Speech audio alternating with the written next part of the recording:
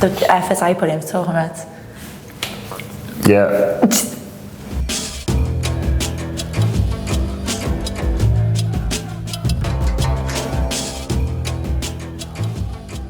Hello, it's Friday's Talking Reds. It's John Gibbons here with Lizzie Doyle, or Holly and Phil, if you'd rather. Just had a little chat there about the effort each of us put into Talking Reds.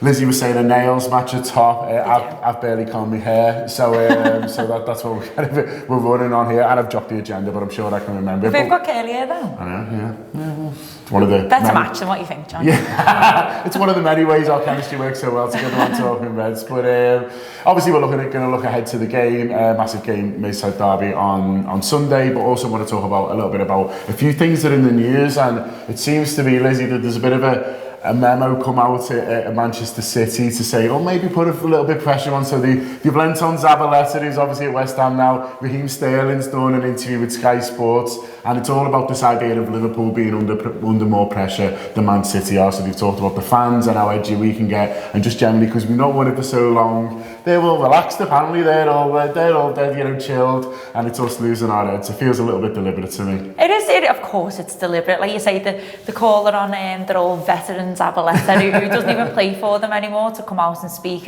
But do you know what his quotes actually are? I sort of understand them. He's saying that the fans get a bit tense because I think we all take that on board a little bit, because we do want to win it so much, and that's not a bad thing.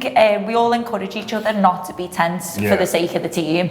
But Zabaleta coming out and saying it, I'm like, well, who are you to judge? Like, do you know what I mean? Who are you to judge? You don't even play for Man City anymore. You're not part of this City side that's challenging with Liverpool.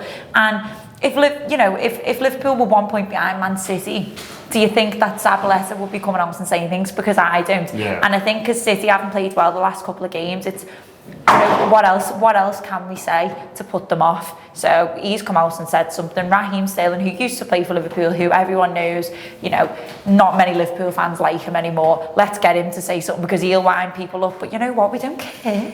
We've just won 5-0. I don't think that's a coincidence either. So they didn't look to be under too much pressure on Wednesday night, and it certainly wasn't tense on the ground that night either. It was kind of nice and relaxed. And look, it's good to be in this position. I noticed sort of Kevin De Bruyne's done an interview last couple of days as well, where he said, if Liverpool win all their games, they'll get 99 points, and you'll have to kind of, take that on the chin. Yeah, take it on the chin, which is right. And it just shows, look, we're in this position. It's great. We're there to be shot at a little bit, but much rather this than battling for fourth. Oh God, not often. Do you know what? Like, mind games has been a part of football since we can remember. Fergie was an absolute genius at it, and like I say, if the shoe was on the other foot, I'd be quite happy for Liverpool to be coming out and doing the same things. It's anything that you can do to win this title. We're all so desperate. Whoever's in a title race wants to win the title, and go about it however which way you need to. And if this is what Pep's doing to send out, he's sending out Zabaleta, Sterling, De Bruyne to come out and say all these things to get into Liverpool's heads, then that's because they want to win it so much too. And you just got to ignore them, because we're the ones on top. We're the ones a point ahead, and hopefully by this weekend we'll still be a point ahead of them, maybe not more. Well, you never know. City got Bournemouth. That's my mind games anyway. Yeah, and Lizzie's trying to put pressure back on. So if you're watching Raheem, don't even worry about it. You'll be fine. Go out tonight. Go out on the lash tonight, and you'll be absolutely sound. Just take the youth team. So they've got Bournemouth. Obviously, we've got Everton on Sunday. There's going to be absolutely loads, obviously, across all our platforms, looking ahead to the Everton game, and obviously immediate post-match reaction stuff as well. But I mean, just quickly, you nervous? How you feeling about it? I'm all right, but I always get nervous around the derby. And I said this, Liverpool could be in 5th place fighting for 4th place, and I'd still be nervous, because it's the pride thing. Like, I can't deal with this idea that Everton will beat us. Yeah. But the idea that Everton would like to put a dent in our title challenge, oh no, it just doesn't bear thinking about. So I'm quite confident, because I know how good we are, and I know that they're not in great form at the minute. They're really not. But then I also think they, believe it or not, have a lot to play for, because Marco Silva could become an Everton legend or an Everton hero by the end of this weekend if he manages to do one over in Liverpool, and it affects us at the end of the season. So there is a lot to play for with them. But believe you me, they will be going hell for leather on us. I'm telling you right now, players who won't have done a thing all season will all of a sudden be flying in on everyone. But I think if we keep our heads, see out the first 15, I can't see us losing, put it that way. I really can't, and I think we're just miles the better side. The crap. Let's be honest. The crap. They're not that good. They've just been Cardiff. I'm trying to rationalise it, but I'm sorry. I just love that journey we all went with you from a bit nervous to hang on. Actually, the crap. 33 points. I'm talking myself into it because I think like I'm doing that thing which Liverpool fans do, which is getting our own heads, because it's the derby. We can't take away from the fact it's Everton. It just because this season means so much, but to me, what the most important thing in this game is not pride, it's 3 points, and that's the difference with this season and the last couple of seasons. You want to do one over on Everton just for doing one over on them, but this time, actually, that's an added bonus. 33 points between the two sides. So yeah, they are crap, but we'll see what happens on Sunday. But as I say, loads more looking forward to this game. So if you're here, if you found us on the YouTube channel, there'll be a preview. We're looking ahead to the game, speaking to it at Evertonian as well, looking at it from their point of view. That's should be on the YouTube now, I think. Yes. Yeah, it's already out.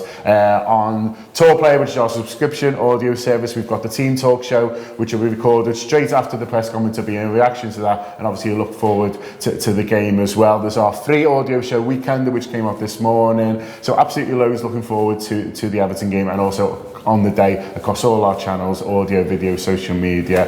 We'll be sharing the journey of us going all the way to Goodison Park kind of best we can. But just want to finish on Big Virg. Virgil. I noticed you did an ode to him on Twitter the other night. It was basically, what a fella. I can't even put into words. He just makes me swoon. Like I think he's just a wonderful man. Yeah. Isn't he an amazing man? Like, and I think he'd smell lovely. I keep saying this. He just looks like a lovely smelling man. Yeah. Troy Deeney said, you used to kind of barge into defenders, but he's big. He's and he even smells. He just has an aura about him. He's just a god, and basically. So the reason that we're talking about this is not because all I do is talk about Van Dijk. It is a segue. So in being favourite for PFA Player of the Year, I think is right. I think it absolutely is right, because there's a couple of players who've set the Premier League alight, if you want to call it that, but I feel like there's not much between them. I think at the start of the season we were talking about Hazard quite a lot. Yeah. He's dropped off a little bit. Salah's Salah. Aguero's Aguero. I think the player that has surprised everyone and has literally been head and shoulders above everyone is Van Dijk. Yeah, and I think it'd be nice for a defensive player to get it as well, be that say Van Dijk, or you could even make an argument for Laporte at Man City, but it's 2005, the last time a defensive player won PFA Player of the Year. That was John Terry in 2005, when Man City, I think, conceded only 15 to 18 goals all season. It was certainly less than 20, and Liverpool are on for something kind of fairly similar, 15 at the moment. And I think when we talk about great footballers, it can't just be kind of like great attacking players as well. And Virgil's got his job to do. He's in the team to do a job, and he's done it absolutely amazingly all season. And I think it's the effect of Van Dijk as well. Like I say, your attacking players, they do what they do, but it's so obvious, it's clear as daylight that the big change in Liverpool's side is Van Dijk. I know Alisson's played a really, really big part in it as well, and some people might even argue that he could be in running for PFA Player of the Year, because he's an unbelievable goalkeeper who's made a difference. But I think Van Dijk is what he's done for this side. I think no Van Dijk and Liverpool wouldn't be in this position. Yeah. I really don't think that would be the case, and I think that's what the judges would be thinking of when they're having a look at who will win the top prize. And he's got another 2 goals under his belt now. God knows if he gets a hat-trick this weekend, he'll probably win it there. Yeah. He'll probably win it at Goodison, but no, he's definitely been the difference in our side, I think. And he's shown what a world-class defender is. and he's at the minute he's got us to the top of the Premier League as far as I'm concerned. Liverpool have scored more goals from set pieces than any other team in the Premier League, and Everton have conceded the most. So maybe a little Virgil Van Dijk first goal bet, or wait and see. Or if you're not a betting man, just enjoy watching them nod them in. Also, seamless sales opportunity. The Anfield wrap do have a Virgil van Dijk t-shirt on for sale, big number 4, that is on sale. The one you get won't be as creased as this one. This one's been in the back of our office. Just think how good Virgil would look wearing that as well. Maybe we could try and sort that out. He probably needs a bigger size, but yeah, big Virg. So if you go to theanfieldwrap.com, click on shop, you can get through. We've got loads of great tops on there at the moment, but that's the Virgil one. So yeah, get that and support him. But I think that is everything. Plugged everything. As I say, following everything that we're doing across the weekend. We'll be at the game obviously on Sunday, but doing immediate reaction stuff, but obviously across all our social channels on the day as well. You kind of follow what you do and share the journey kind of with us. But yeah, in the meantime, thanks to Lizzie for filming, and that's been Friday's Talking Reds. It will be an intimidating atmosphere, it will be aggressive, it will feel like a big game. It is Sunday 4:30. All the things will be happening to Liverpool players that happen. I get the point that Virgil will be cool as anything, but he'd be cool as anything playing Brazil 1970. There is for mortal footballers, there is a thing there, but you do think that if Liverpool have the sort of first 5, first 10 they have against Watford, that it could quickly become the opposite direction. Yeah, I mean, I think an early goal for Liverpool kills them. That crowd, in some ways, it's the most schizophrenic crowd in the country, and I sort of salute them, to be honest, because the way that they build themselves up repeatedly for derby matches from positions of strength and relative weakness is beyond me at times. And really, it is just the old form book out of the window thing that sustains them, certainly on this occasion. But yeah, it can bounce. Goodison, I've been to derbies when we've lost, and yeah, it can be hostile. But their ability to turn on their own players against this rabid enemy of Liverpool is second to none. And I've heard hostility from their own fans towards their own players that's like on a level I've never seen before.